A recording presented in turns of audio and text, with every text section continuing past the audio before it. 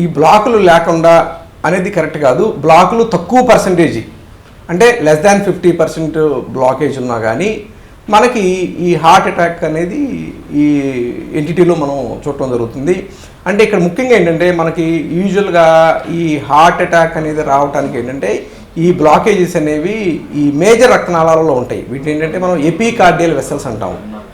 కానీ ఇక్కడ మనం ఇన్ని సంవత్సరాల నుంచి బాగా నిర్లక్ష్యం చేస్తున్న ఏంటంటే మనకి మేజర్ రక్తనాళాలు బాగున్నా కానీ కరోనరీ మైక్రో వెసల్స్లో ఒక డిస్ఫంక్షను, కరోనరీ మైక్రోవాస్కులర్ డిస్ఫంక్షన్ వలన కూడా మనకి హార్ట్ అటాక్స్ అనేది రావచ్చు.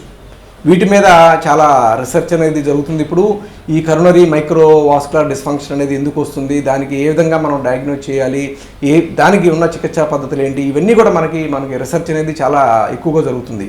ముఖ్యంగా ఏంటంటే ఇక్కడ ఏంటంటే ఇంట్రెస్టింగ్, మనకి ఈ మేజర్ రక్తనాళాల్లో బ్లాక్స్ ఏమి ఉండవు, కానీ ఈ మైక్రోవాస్కులర్ డిస్ఫంక్షన్ వల్ల ఈ హార్ట్ అటాక్ అనేది జరుగుతుంది. నెక్స్ట్ ముఖ్య కారణం ఏంటంటే కరోనరీ ఆర్టరీ స్పాజం.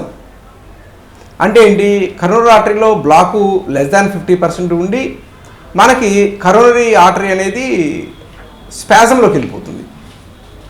ఈ కరోనరీ ఆర్టరీ స్పాజంలోకి వెళ్ళిపోవటం వల్ల మనకి ఈ కరోనరీ ఇస్కీమియా కానీ లేదా మనకి హార్ట్ అటాక్ కానీ సంభవించవచ్చు.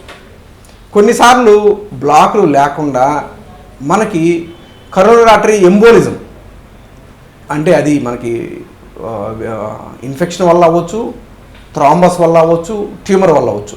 అంటే బాడీలో వేరే పార్ట్స్ నుంచి మనకి ఈ మైక్రో ఎంబోలిక్ పార్టికల్స్ గుండెకి వెళ్ళే రక్తనాళాలలో లోపల చివరి వరకు వెళ్ళిపోయి మనకి గుండె యొక్క రక్త సరఫరా అనేది తగ్గుతుంది.